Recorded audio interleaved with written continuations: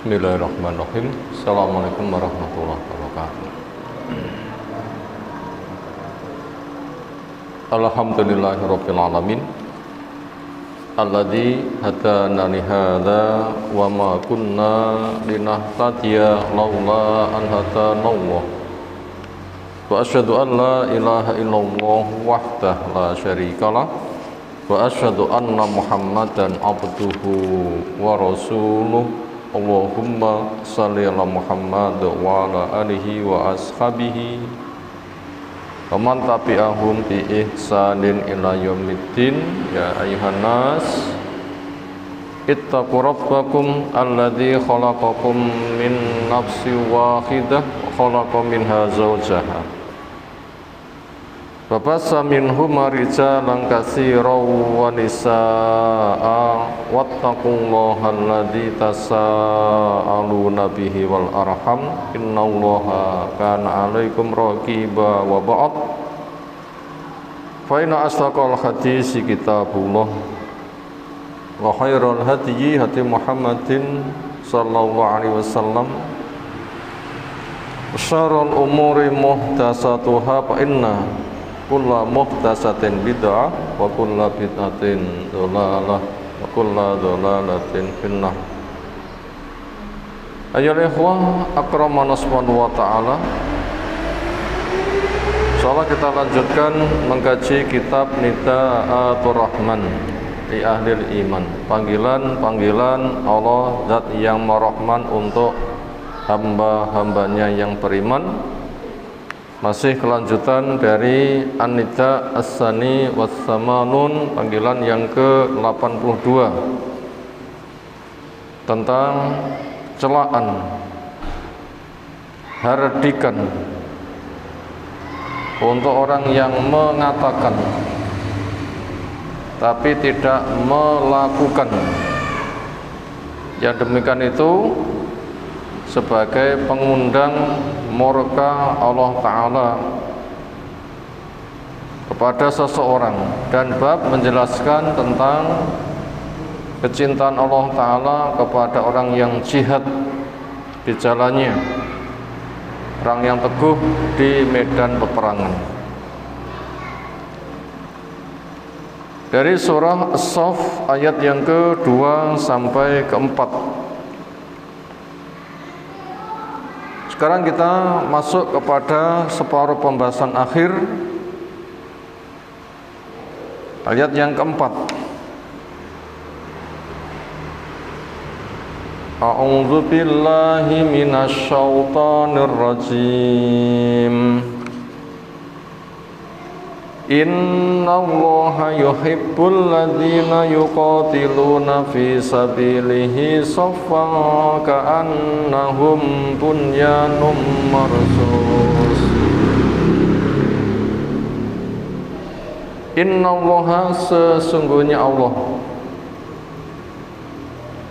yuhibbu, mencintai. Allah menetapkan dirinya memiliki sifat mencintai. Kalau manusia mencintai karena kebutuhannya, karena keterbatasannya, yang ingin kebutuhannya dicukupi, karena manusia tidak bisa mencukupi kepada kebutuhannya sendiri, sehingga dia mencintai kepada pihak yang membantu kecukupannya. Adapun Allah itu as-samad, tempat bergantung. Semua makhluk sambate kepada Allah Ta'ala. Allah Al-Ghani, Zat yang maha kaya, gak butuh kepada makhluk.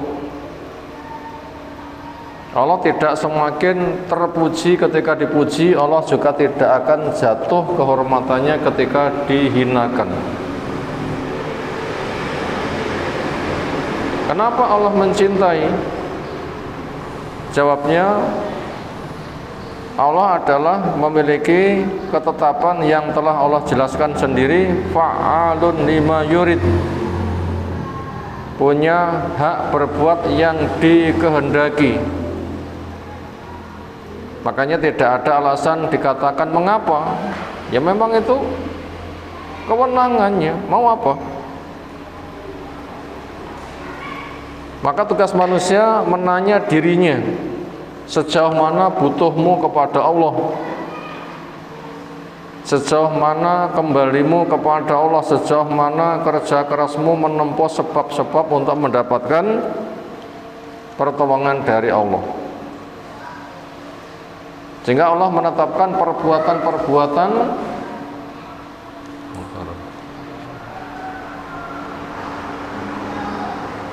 yang Allah akan memberikan balasan, dan kita dilibatkan di dalam alam sebab. Dan di situ kemaslahatannya manusia sing panen maslahat. Semisal manusia butuh kenyang, ternyata enggak semata dia bisa menikmati kenyang, tetapi ketika makan mendapatkan kelezatan. Kerjanya dapat pahala, belanjanya dapat pahala, masaknya dapat pahala, resik-resik sesudah makan juga dapat pahala. Ketika dengan sebab makan berkaitan dengan buang hajat kecil maupun besar, ketika dia menerapkan dengan benar juga dapat pahala. Ternyata manusia yang malah banyak mendapatkan maslahat.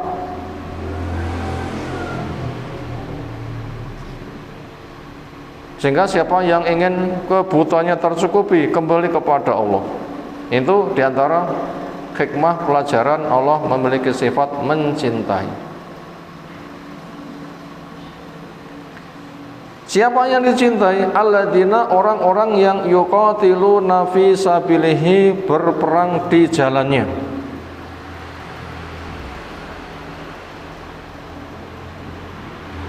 Sofan, dengan bersof rapi, ka'annahum, seolah-olah mereka bunyanun, bangunan marsus yang tersusun rapi, indah, kuat.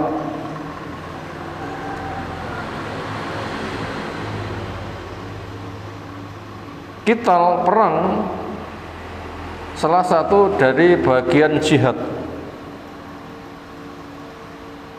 Jihad artinya mengerahkan potensi sampai lelah. Mana bahasa begitu, siapapun sing kerja nganti kesel berarti telah berjihad. Nilai jihad, nilainya wong kesel sesuai dengan niat. Keselmu tak nggih apa? Kesel tinggi maksiat, jihadmu hasilnya dosa. Keselmu untuk ketaatan, jihadmu mendapatkan pahala. Tinggal milih, kesel tinggi taat atau kesel tinggi maksiat. Itu makna bahasa jihad, mengarahkan potensi sampai lelah. Sehingga siapapun sing kerja keras nganti kesel, maka dia termasuk jihad. Jihad yang dapat pahala adalah yang jihad fi sabilillah, di jalan Allah.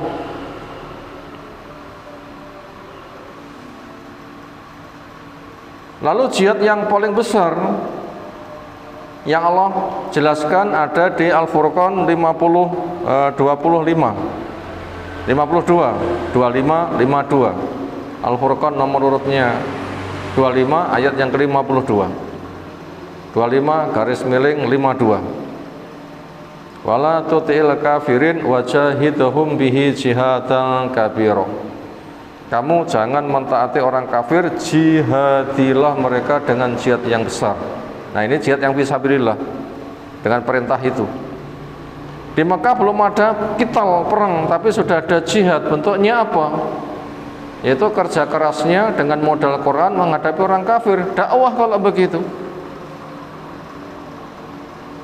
Dakwah kalau begitu, berarti orang itu kerja keras untuk cari ilmu nganti kesel, memahami ilmu nganti kesel, mengamalkan ilmu nganti kesel, mendakwahkan ilmu sampai kesel, menghadapi beban-beban dakwah kadang dicaci, dimaki, dimusuhi, mau diancam, bekerja keras menyelamatkan diri, kesel kan?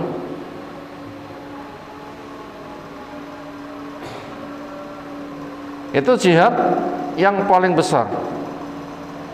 Adapun jihad memiliki makna qital itu ketika sudah hijrah ke Madinah. Sudah Allah berikan tempat hijrah, disiapkan dengan baik sehingga masyarakatnya berbondong-bondong, mereka sendiri yang meminta, datanglah kepada kami sambut. Datanglah kepada kami sambut. Tiyang Madinah nganti tawa ngoten niku napa sebabe? Rene yo tak tulung. Mongko niku modale gedhe niku. Modalnya nggih negarane tinggi tempat perang, bondone dikerahkan, wonge dikerahkan, sak nyawone. Niku kan korban entek-entekan. Niku kok ngawi-ngawi rene yo tak bela sing dipun golek tiyang Madinah napa? Mau karepe wong rene yo nggawa sangu. Ternyata tidak. Rene yo saya kawal semuanya. Di antara penyebabnya yang ini memudahkan ketika bisa mengelola dengan baik jadinya kemudian yaitu wong Madinah itu diancam-ancam oleh Yahudi. Kami bangsa yang diberi kitab, kami sedang menunggu nabi yang diutus. Sementara kami di sini hanya numpang kepada kamu. Nanti apabila nabi itu setelah tiba kami akan membelanya. Bila itu sudah datang, kami membelanya, kami nanti akan perangi kamu karena kamu itu nyembah berhala. Akhirnya wong Madinah dingonokne, wah iki calone anak nabi iki, aku pede perang lek ngono. Wah, iki mumpung sadurunge kedisian Yahudi, anak nabi teko, ayo disambut dhisik. Bukan kita yang diperangi Yahudi, tapi kita yang akan memerangi Yahudi. Itu diantara hikmahnya mereka itu berbondong-bondong untuk menyambut kedatangan Rasul, bahkan diminta sinilah kami bila. Akhirnya ketika mereka telah siap, agama telah didakwakan dengan luas, mereka berbondong-bondong masuk dan siap menerima. Akhirnya Nabi sendiri akhirnya berangkat ke sana. Prosesnya Nabi dikepung, mau dibunuh rame-rame. Akhirnya lolos bisa datang ke Madinah. Nah, ketika sudah statusnya pindah ke Madinah, itu sudah status perang. Karena mereka memang hendak dimusnahkan, sekarang mereka punya kemampuan membela diri. Siapa yang hendak memusnahkan kami akan bangkit. Cacing wae dibidek. Menang napa molet? Cacing dibidek molet. Masa kita sebagai pembela agama Allah dibidek menang wae. Luweh molet. Bahkan itu termasuk jihad yang nilai syahidnya tergede dari macam-macam nilai mati syahid. Nah, itu perang yang dimaksud seperti itu. Akhirnya tahun 2 Hijriah terjadi perang Badar, tahun 3 Hijriah terjadi perang Uhud, tahun yang keempat Uhud kedua gak jadi, tahun yang kelima perang Khandaq, ternyata Allah memberikan kemenangan, tahun yang keenam kaum muslimin sudah mulai agresif, mulai datang ke Mekah. Akhirnya terjadi janji damai selama 10 tahun tidak perang. Tahun ke-7 umroh qadha, tahun 8 menang jaya karena mereka mengkhianati peperangan. Akhirnya mereka dibereskan. Disitulah akhirnya kita memahami makna perang. Sesungguhnya Allah mencintai pada orang yang perang di jalannya. Memang betul-betul meninggikan kalimat Allah, betul-betul meninggikan kalimat Allah. Kondisi mereka berbaris rapi seolah bangunan yang kokoh. Sekarang kita membaca tafsiran ayat ini. Fi pada ayat ini isyaratun merupakan pengisyaratan. Wadhihatun yang gamblang. Ila kepada annalladzina sesungguhnya orang-orang yang wabahum mencela kepada mereka. Ya Allah cela kepada mereka. Biqaulih dan firman-Nya, lima taquluna ma la taf'alun, kenapa kalian ngomong pada apa yang kalian enggak kerjakan. Orang yang dicela seperti itu wong yang gimana? Yaitu kanu ada mereka, ini orang yang dicela, sifatnya berikut ini.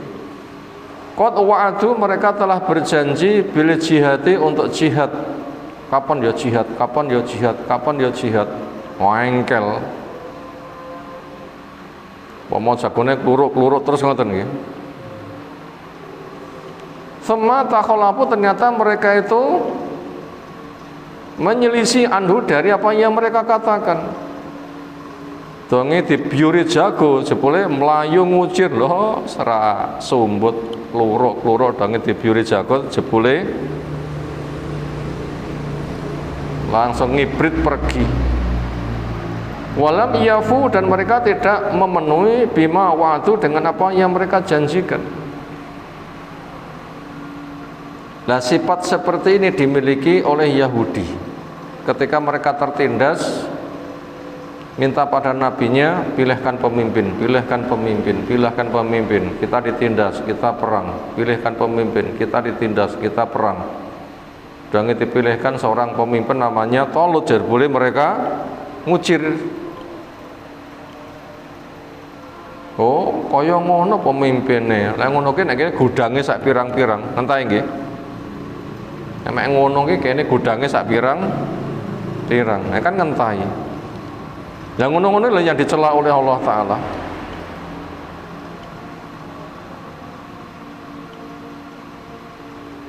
Kama yahmilu isyaratan, sebagaimana pembahasan ini mengandung sebuah pengisyaratan ukhra yang lain, ila kepada alladzina, orang-orang yang inhazamu, mereka terusir yauma Uhudin, di perang Uhud, wa farru, dan mereka lari minal ma'rakati, dari medan perang. Kalau dari kalangan umat Islam yang janji perang donge dibiuri jebule ngucir pergi, itu semisal perang Uhud. Ketika perang Badar kaum muslimin menang, wong sing nggak ikut perang, wah ketinggalan, kapan ya enek, lah enek aku nderek, aku ikut, saya pasti ikut. Donge dibudalne tenan, disiapkan 1000 ngadapi 3000 lho grogi, sing sepertiga mundur. Oh, para sumbut lah muengkres. Cek ngone langsung wedi mundur, sepertiga dari 1000. Termasuk itu juga yang dicela. Termasuk yang dicela adalah kaum muslimin yang betul-betul tersisa 600-an menghadapi orang musyrik. Itu ternyata di tengah perang mengalami kaget. Ternyata di tengah kagetnya mereka lari. Terus seperti model kaget ya. Dipeseni 50 orang supaya jaga punggung kaum muslimin dengan mengambil posisi strategis di atas bukit. Jaga punggung kami. Itu 50 pemanah. Apapun kondisi kami di bawah, jangan kamu hiraukan. Yang jelas tugasmu menjaga punggung kami. Bila belum ada instruksi, jangan bertindak sendiri, kami menang maupun kami kalah. Akhirnya gebrakan pertama kaum muslim dimudahkan mengusir musuh. 600-an menghalau 3000 begitu gampang. Mereka kocar kacir wong 3000 musyrik Mekah. Sini pucuk gunung akhirnya malah roh ghanimah sapirang-pirang gretean. Ghanimah, mari kita bantu, kita kumpulkan. Beruduk mudun wis diomongi mereka. Bila belum ada interaksi jangan bertindak sendiri. Rakyat diomongi, karek 10 yang bertahan, 40 geruduk mudun. Akhirnya pasukan Khalid bin Walid yang masih musyrik, sekitar 200 penunggang kuda, itu tahu kondisi di atas gunung kosong, karek 10. Akhirnya itu langsung dibabat habis, kemudian nyerang dari belakang. Kaum muslimin kaget, tiba-tiba mendapatkan serangan dari belakang. Yang depan lari, mereka dipanggil, akhirnya kembali. Akhirnya kaum muslimin dihimpit, komburi, diserang dari depan, diserang. Nasibe kados kaya kethak ngoten nggih, napa nasibe kethak? Glathok, apuh. Saking kagetnya mereka bubar. Itulah kemanusiaannya. Itulah yang dicela oleh Allah Subhanahu wa ta'ala. Kenapa? Persiapanmu perang mesti siap mati ketika ada gebrakan. Kok kamu lari? Emangnya mati bisa dihindari? Itu yang dicela. Nek pancen siap perang ya siap mati. Sehingga bila seperti itu nggak gampang kagetan. Maka ada seorang sahabat itu ketika ditikam tidak pernah menyesal belas. Memang syahid yang ia cari. Begitu kena tikaman apa yang ia katakan? Fustu birabbil Ka'bah. Saya beruntung demi Allah sang pemilik Ka'bah. Wah, iki jan jatah syahidku tenan nang ditikam. Komburi mak beles tembus awake apa nggih? Calone mati kira-kira nggih secara sebab. Kenapa kalian tidak yang seperti itu? Kaget kemudian lari. Nah, itu yang dicela. Kenapa mengatakan siap perang pantese itu mati, hanya kaget kok lari, nggak siap mati. Ya gitulah manusia punya keterbatasan. Ya, mencelanya Allah bukan mencela total, tapi mencela Allah. Memang Allah paham punya keterbatasan sehingga mereka nanti sadar. Wah iya ya, saya memang salah. Sehingga bila ada niat yang kurang ikhlas nanti bisa dibenahi. Makanya supaya kita itu siaga ikhlas sewaktu-waktu. Tiang niku lek penak terus niku siaga ikhlas nopo berpotensi rodok kemlindi titik. Tiang niku lek sukses terus nggih, niku siaga syahid nopo rodok kemlindi titik. Nah, itu ternyata Allah sumpek sing ngono-ngono gitu, tujuannya biar siaga. Dan manusia itu kon siaga penuh ya angel, iman tuh naik turun. Makanya ketika mereka itu salah, dan itu wajar, Allah ketika mencela bukan mencela pol, tapi sebenarnya mencela untuk menghilangkan ketidaksiapanmu, kemlindimu gitu yang hendak dihilangkan. Lerang ngono ya kamu panggah kangilan, menghilangkan sikap kebanggaanmu. Ternyata ketika mereka bisa dikembalikan, Allah menjamin ampunan. Nah begitu, makanya bila kita itu senang terus ya kadang malah rotok piye ngoten ta nggih. Piye niku terus pundi lah tuh kok masing-masing sing ngrasakne dhewe rotok piye. Tapi lek nanti kesandung malah terus pundi to. Yo beto. Nek kesandung ngoten beto. Napa hikmah kesandung ben ngati? Oke lah. Nah itu yang dicela, ternyata celaannya adalah celaan kasih sayang untuk pendidikan supaya mereka tidak kesusupan kekhilafan. Andaikan ada khilaf itu dibersihkan khilafmu. Walama kana ta'ala tatkala Allah Ta'ala yamkutu asyadal makti, murka dengan sesangatnya murka al mutakhalifin kepada wong sing mundur, yang menyelisih lil wadad berat janji al adim, janji yang besar, Dzil asaril kabir, yang memiliki pengaruh besar. Janji besar bila diselisih, resikonya berat. Kalau wa'ati bilja semisal janji untuk jihad, walam yujah itu, tapi kenyataannya mereka tidak jihad. Nah ini yang dicela keras, ini orang munafik. Yang celaannya keras kepada orang munafik ini betul-betul celaan. Karena mereka itu Islamnya itu adalah mek tinggi abang-abang lambi, makanya ancamannya betul-betul keras. Berbeda umat Islam salahnya karena keterbatasan, salahnya karena hukumannya untuk menghilangkan salahmu. Tapi salahnya orang munafik dikecela keras itu siksa yang disegerakan. Makanya sama-sama kena musibah nilainya berbeda. Fa'innahu ta'ala, maka sesungguhnya Allah Ta'ala yuhibbu, cinta alladzina, pada orang-orang yang yuqatiluna fi sabilihi, ketika berperang di jalannya, sofwan, dengan bersop mutaroson, yang rapat, la furjata fi, sehingga enek celah, mepet, nemplek, plek, ngoten nggih. Halazahfi, dikala perang sedang berkecamuk, kalbunyani al-mars, bagaimana bangunan yang tertata rapi, sing jenenge boto kalih luluan niku nemplek mboten? Lek boto leh luluan mboten nemplek dadi napa kira-kira temboke? Ya makanya harus nemplek plek, merekat kuat.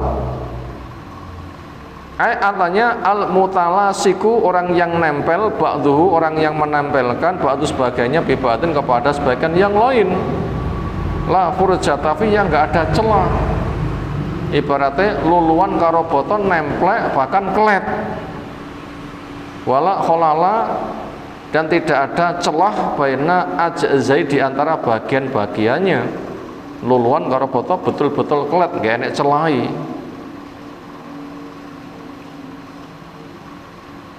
Sehingga betul-betul kuat. Wal nastami, marilah kita simak ila Rasul, kepada Rasul sallallahu wa huwa yukhbiru, Rasul menghabarkan bi dhahikillahi, berkait tertawanya Allah. Allah Ta'ala tertawa. Tertawanya makhluk di antara sebabnya karena kekurangan. Ketika sedang susah dihibur, susah hilang malah mesem. Ini tertawanya makhluk karena kekurangan. Tertawanya Allah, Allah tidak pernah punya kekurangan. Kenapa Allah tertawa? Memang Allah punya hak berbuat yang dikehendaki. Apa hikmahnya? Hikmahnya untuk kemaslahatan makhluk. Tiyang nika menawi serawung sing dipun ajak serawung menika supel, guyune renyah, lek ngobrol ngoten ayem mboten. Aku lek ngobrol karo wong iki jan supel renyah, ayo ngobrol 5 jam kok cek 5 menit ngoten iki. Artinya ketika manusia dipergauli dengan senyum, canda, tawa itu bahagia. Lah, kalau yang membersamai dengan canda, tawa itu Allah, apakah enggak lebih bahagia? Maka daripada itu berbuatlah pada perbuatan, ya Allah, nanti Allah akan membersamai kamu. Dengan bahasa gampang, kamu dibersamai dengan canda tawanya. Berarti Allah itu ridho. Kamu dapat balasan baik. Nah, begitu cara memahami tentang nama sifat Allah. Di antaranya Allah itu tertawa, Allah mencintai. 2 sifat telah kita kupas. Yang jelas tawanya Allah nggak sama dengan tawanya makhluk, walaupun masing-masing memiliki sifat tertawa. Kita tetapkan sebagaimana Allah jelaskan. Kita kembalikan kepada Allah sesuai dengan keagungan. Ojo dipadakni tawanya Allah dengan tawanya makhluk. Kepada siapa Allah tertawa? Hikmahnya Allah meridhoi. Ila ba'di ibadi, kepada sebagian hambanya as-sholihin yang soleh. Fayaqul, Allah jelaskan atau Nabi jelaskan, salah satu yadhakullahu ilaihim, ada 3 Allah tertawa kepada mereka. Nah, ini silahkan kita kembali pada diri. 3 ini kira-kira kita termasuk punya enggak? Ketiga-tiganya atau minimal salah satunya. Daftar mboten? Ayo daftar mboten. Allah loh ngising tertawa. Masa kita serawung karo koncone meseme domen, masa kita di hadapan Allah, Allah tertawa, masa mboten pengen. Daftar mboten? Ayo daftar mboten? Sapa mboten daftar? Lah aku pengen Allah mirsani aku dengan penuh kemarahan. Ayo sinten daftar ngoten. Ada ancaman wala yanzuru ila, Allah tidak mau memandang kasih sayang kepada mereka. Enek wong sing gak disawang dening Allah. Ya makanya kita pengen yang mana? Dilihat penuh sayang, akhirnya Allah tertawa. Maknanya kita menginginkan begitu atau gimana? Nah, sekarang 3 ini mana di antara kita? 1, ar-rajulu yaqumu minnal laili, seseorang yang bangun malam. Nah, ini terdaftar akan Allah senyum tawa kepada dia. Bangunlah malam. Salatlah senajan to kobri mak sak rakaat. Sesudah isyan monggo, nglilir bengi monggo, sebelum subuh monggo, sebelum subuh lebih baik. Standarnya 11. Ra iso 11 ya 9, ra iso 9 ya 7, ra iso 7 ya 5, ra iso 5 nggih 3, ra iso 3 nggih 1, ra iso 1 langit kok. Naudzubillah min dzalik.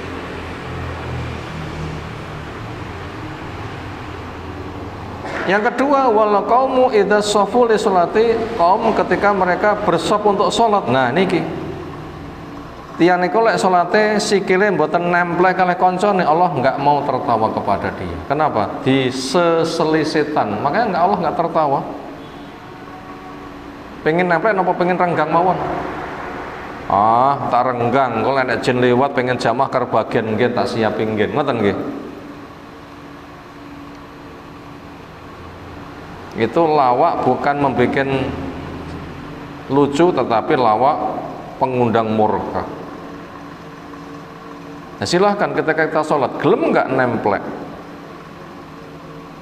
Standarnya jentian nganti mata kaki itu nemplek. Makanya sikil niku mboten meker ngeten ning kudune penemplek. Sing nemplek sampun namanya jentian tok lho nggih. Sak mata kaki niku nggih nemplek. Kepada yang begitu itu Allah yang mau tertawa kepadanya. Pun terserah datar napa mboten. Daerah datar mungkin diseseli setan, akhirnya Allah nggak memberikan tawa kepada dia. Itu yang kedua. Perhatikan ini. Makanya ketika imam memerintahkan niku bukan kepentingan imam, kepentingannya makmum dewi. Imam tugasnya memang itu supaya diberi pahala oleh Allah. Dene makmum ra gelem kena resiko, ya tanggungan dewi. Nah begitu, ya tanggungan dewi. Kecuali itu memang ada alasan syar'i. Napa alasan syar'i? Sikilku lek kesenggol was ra kuatnya apa? Full luka atau alergi. Alergi napa alergi? Nempel langsung gatel kabeh gak kuat. Nah, itu kan urusan syar'i. Kalau ndak ada alasan kenapa ora gelem nempel? Apa terlalu gengsi, sikilku emas, sikilmu sikil kebu, ngoten kira-kira nggih. Nah, ini ada fadilah nanti Allah akan memberikan tawa kepada wong sing nempel ketika sop di dalam sholat. Wal qaumu idza shafu lil qital, yang ketika kaum ketika mereka bersaf untuk perang. Wa kana ba'du salafi, ada sebagian salaf yakrahuna benci al qitala perang al khal naik kuda. Wa yastahibun, mereka lebih suka al qitala perang al ardi di atas tanah, infanteri pasukan pejalan kaki. Liqaulillah, karena berdasarkan firman Allah Ta'ala, innallaha yuhibbul ladzina yuqatiluna fi sabilillah saffan ka'annahum bunyanun marsus. Allah itu suka kepada hambanya ketika berperang di jalannya bersop rapi seperti bangunan yang tersusun rapat nemplek kelet. Wa kana sahibu hadzal hadis, ada perawi sahib perawi hadis ini, wawan namanya Abu Bakhriyah. Yaqul mengatakan, idza ra'aitumuni, bila kalian melihat saya al-tafitu berpaling fisop dari barisan perang, aisofil qital, faji'u fi lahyi, maka jambaan jenggotku. Di situ ada catatan nomor 1, idribu, penggal leherku. Wat anu, tikam diriku. Itu azamnya si perawi hadis mengatakan begitu. Karena saking pentingnya perang itu rapat. Nganti aku berpaling mundur, berarti penggal leherku, tikam diriku. Wahada ain, untuk merupakan keterangan gamblang majaa, apa yang datang fi hurmati tawali al-mujahid, berkait haramnya akan berpalingnya si mujahid anis sofi, dari sof. Jadi orang yang berperang di sof mundur itu jangan dosanya pol. Itu namanya tawala yaumaz zahwi, itu termasuk satu dari 7 penghancur amal. Ijtanibu azaba al-mubiqat, jauhi 7 penghancur amal, syirik, sihir, makan harta anak yatim, riba, termasuk lari dari peperangan. Tawala yaumaz zahwi. Wa khurujihi, dan keluarnya dia minum dari sop pasukan, li ghairi sabab, tanpa sebab, yaktadi dalika, yang menuntut butuh siasat lari. Id qala ta'ala, di mana Allah berfirman, ya ayyuhalladzina amanu idza laqitumul ladzina kafaru, bila kalian berhadapan dengan orang kafir, zahfan, maka seranglah. Wala tuwallumul adbar, jangan kamu berpaling lari meninggalkan mereka. Wa may yuwalihim, siapa yang berpaling lari, khianat, enggak mau menghadapi musuh, yauma idzin, pada hari itu, duburahu, memalingkan punggungnya, itu akan hancur habis-habisan. Sekarang ada lari yang diperbolehkan, illa, yaitu mutakharifan, orang yang berbelok, li kitalin, sebagai siasat perang. Kayaknya melawayu, ketika dikejar langsung berbalik, mereka yang mengejar langsung tikam. Kayak melayu diuyak langsung mendek jegrek, nah saya ngejar langsung ditikam. Nah itu namanya larinya untuk siasat, lari seperti itu boleh. Mutahayyizan, atau untuk bergabung ilafiatan kepada grup pasukan yang lain. Di sini kocar kacir, temannya habis tinggal sendirian, lari untuk bergabung kepada temannya yang sedang bertahan di sana. Lari seperti itu boleh.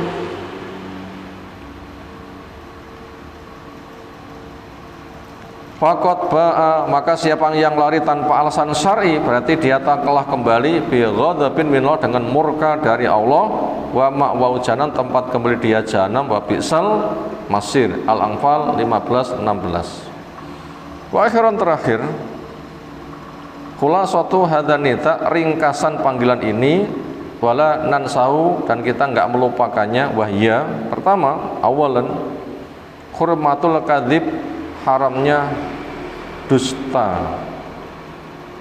ngomong dengan kenyataan enggak podo, jenenge ngapusi. Wa khalaful wa'di, dan menyelisih janji ngelawus, enggak dipenuhi. It qaulu qaul, di mana ada orang yang berucap af'alu kadza walam yafal, saya melakukan begini padahal tidak, itu termasuk tidak boleh, jenenge ngapusi. Wa huwa kadzibun, dan itu termasuk dusta. Wa khulfu wa'din, dan menyelisih janji. Walidha, karena itulah, karena ada qauluhu, ucapan dia itu, minal maqti, termasuk kemurkaan. Alladhi asadul bughdhi, arti maqtun, murka, itu asadul bughdhi, murka yang sangat. Waman maqatahu Allahu, siapanya Allah murka dengan sangat kepada dia, faqad abghadahu, Allah telah marah kepadanya, asadul bughdhi, dengan marah yang sangat. Wa kaifa yuflihu man maqatahu Allahu, wa kaifa, bagaimana yuflihu, bisa beruntung, man, orang yang maqatahu Allah murka kepadanya. Yang kedua, fadilatul jihad, fadilah dari jihad fisabilillah. Wa fadilatul wahdah wal itqan, dan keutamaan bersatu, dan ketika berkarya itu profesional, berbaris rapi. Tergambar orang bikin bangunan noto boto wapi rawapi, ngoten nggih tukang lek noto boto wapi ngoten. Wa hurmatul khilafi al-mumazzik lisufuf, dan haramnya orang yang menyelisih, yang mencerai-beraikan saf. Lari dari peperang itu namanya mencerai-beraikan saf, barisan pasukan, tidak boleh, itu dosanya besar, bisa penggugur keimanan itu, atau minimal dosa besar. Salian udhkur anna sofa fi sholati, ingatlah sesungguhnya sof di dalam sholat, yajibu, wajib, rasuhu, merapatkannya, bi adamil farji, tidak boleh ada celah, bi pada sof sholat, a kudu nemplek, b sikile dan pundake. Wa annahu mimma yuhibbullahu ta'ala, dan itu termasuk perkara yang Allah cinta. Allah memandang tertawa. Fal natlub malilah kita cari dalika fadilah ini min sufu salat dari sop salat kita. Kama fi sufu fil jihad sebagaimana sofnya jihad.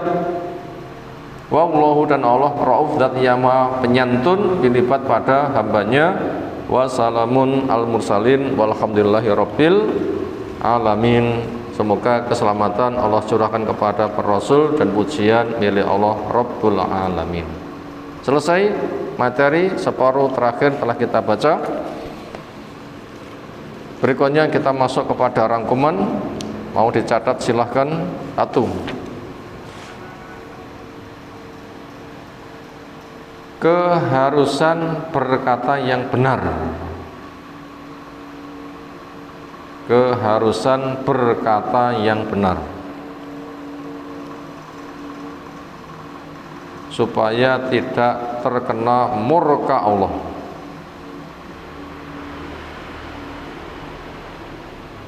Supaya tidak terkena murka Allah. Di antaranya satu, bila berjanji tepatilah.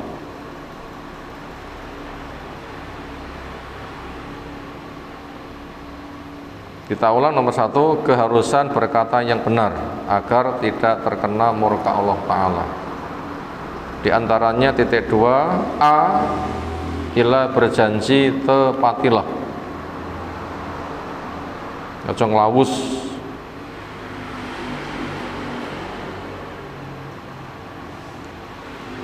Duwe yo ndang, ra duwe yo muni yo karuan. Aja gayane duwe tapi asline enggak duwe, kadang dijagane jebule renek buktine. Jangan.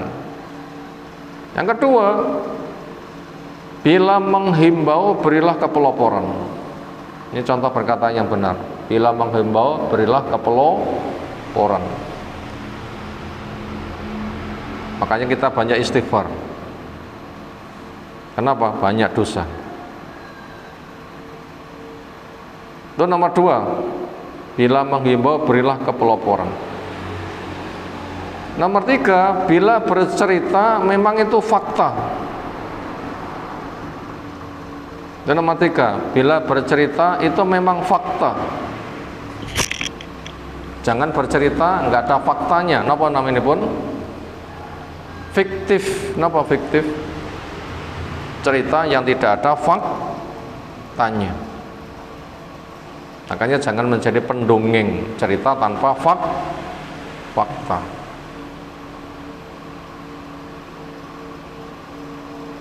Lalu yang keempat, jujur dan tidak bohong. Yang keempat, jujurlah dan tidak bohong. Itu tadi nomor satu, keharusan berkata yang benar agar tidak terkena murka Allah Ta'ala.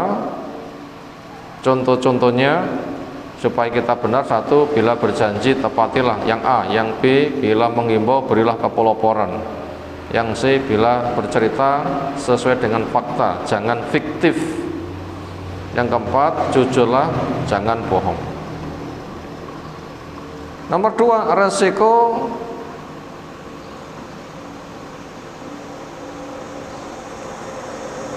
berkata yang tidak benar. Nomor dua, resiko berkata yang tidak benar. Nomor satu, merugikan diri sendiri.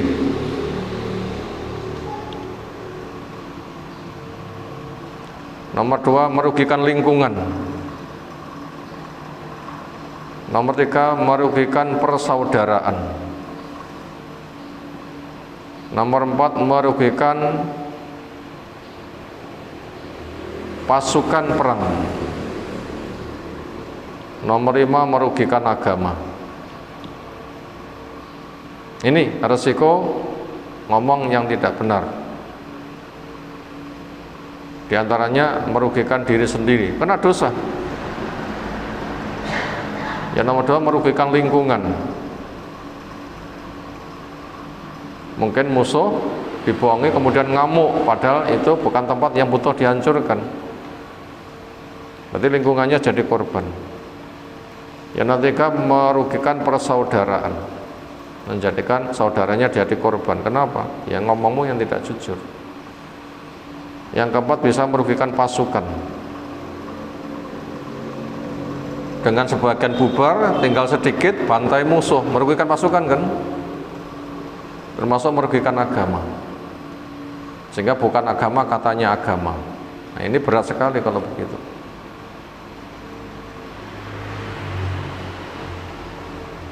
Terakhir nomor 3, solusi agar tidak terkena murka Allah. 1, kejujuran. 2, persatuan. 3, keadilan.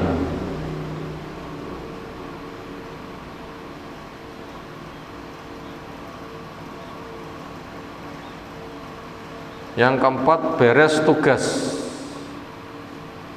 Yang kelima, qanaah. Yang nomor berikutnya, tidak pongah.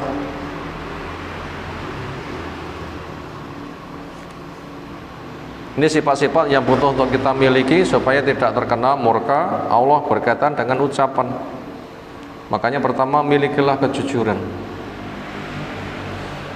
Dia ngomong supaya jujur, wa qulu qaulan sadida wa kunu ma'as shadiqin. Yang kedua, jaga persatuan, sehingga memperkokoh iman, sehingga saudara itu seperti tubuh sendiri, seperti jasad yang satu. Lalu yang ketiga, jaga keadilan. Adil maknanya menempatkan sesuatu tepat di tempatnya.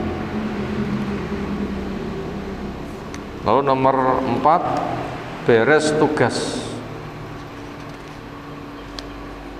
Makanya ketika ada tugas yang sangat banyak, supaya kita itu nggak kena potensi ngomong yang tidak ditepati, maka beres tugas. Bereskan satu persatu, ki beres, ki beres, ki beres. Sebab kalau nanti tidak beres, nanti ditekoni, dicek piye, laporannya beres tapi kenyataannya belum beres, suka ngapusi, maka beres tugas. Nomor berikutnya yang nomor 5, qanaah, nompo apa enak. Sebab kadang orang itu terlalu kegedean ambisi, nggak mencukupkan apa yang ada. Lalu yang terakhir, tidak pongah. Pongah itu terlalu rakus, terlalu ambisius.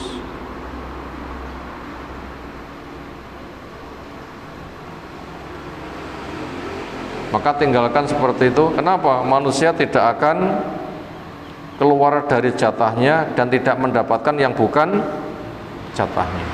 Manusia tidak akan keluar dari jatahnya dan tidak mendapatkan apa yang bukan jatahnya. Sudahlah, masing-masing sudah ada jatahnya sesuai. Jangan berprogram di luar dari jatah. Basa Jawane napa? Angah-angah ngoten nggih. Itu nanti juga akan menyebabkan bicara pun juga enggak jujur.